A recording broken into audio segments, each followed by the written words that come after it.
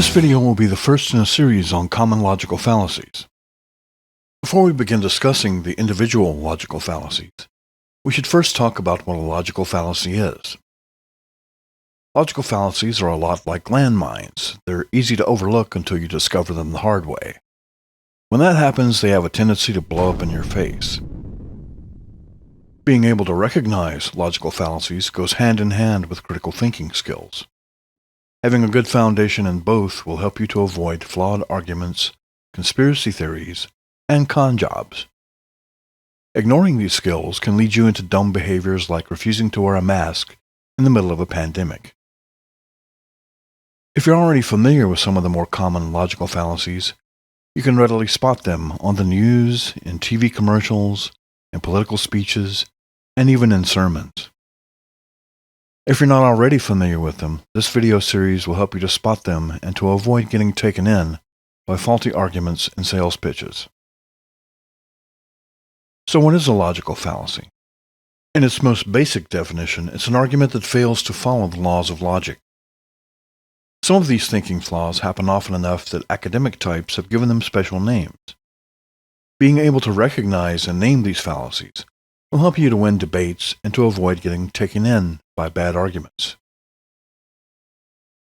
In most arguments and debates online and face-to-face, someone will resort to using a logical fallacy.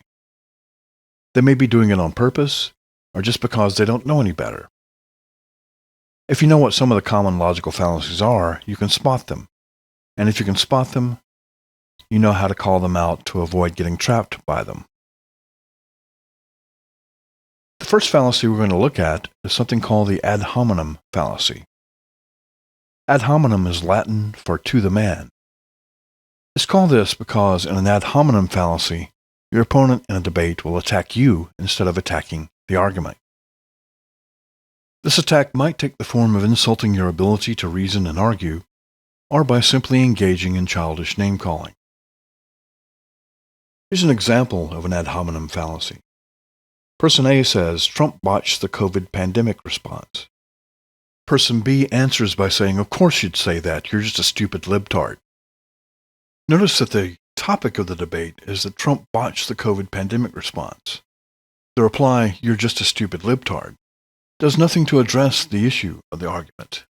Instead, it just makes a childish attack. The goal of the ad hominem fallacy is twofold. The first is to change the subject off the topic the speaker can obviously not address effectively. The second is to attempt to discredit the person making the argument. If the person using the ad hominem is effective, then the topic has been changed and they don't have to address the actual argument being presented. In short, an ad hominem fallacy attacks the person instead of attacking the argument they presented. Sometimes an ad hominem isn't just a blatant attempt at insult.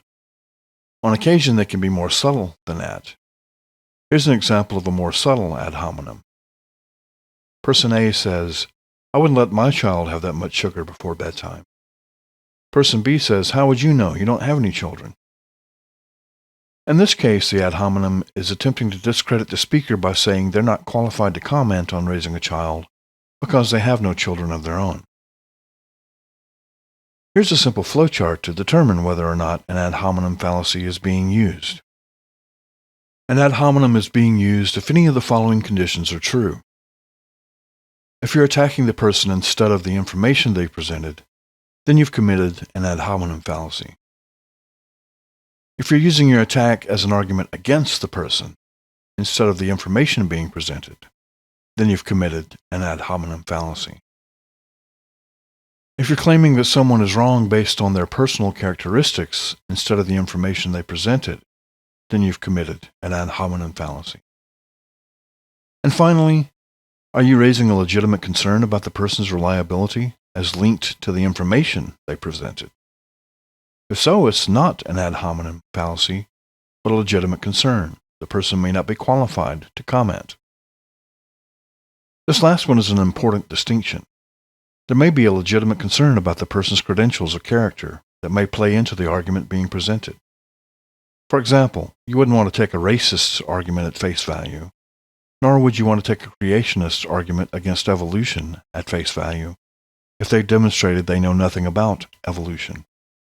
The ad hominem pyramid is another useful tool in determining whether or not an ad hominem fallacy is being used. Starting at the bottom of the pyramid, we have name-calling. Technically, name-calling is not just an ad hominem fallacy, but an ad hominem attack. Childish name-calling is still an ad hominem, it's just not a fallacy. Remember that ad hominem is Latin for to the man, so in an ad hominem attack, you're still attacking the person. But the difference between an ad hominem attack and an ad hominem fallacy is that in the fallacy, you're attempting to address the argument by attacking the person. So if I say you're wrong because you're a dumbass, it's an ad hominem fallacy. If I say you're wrong and you're a dumbass, it's an ad hominem attack. If you've ever debated on social media, you're probably already familiar with this type of attack. The way to defeat an ad hominem fallacy is to first call it out and then ask your opponent how that addresses the topic at hand. This forces them to address the actual topic instead of engaging in personal attacks. If they can't address the actual topic you're presenting, then the debate is over.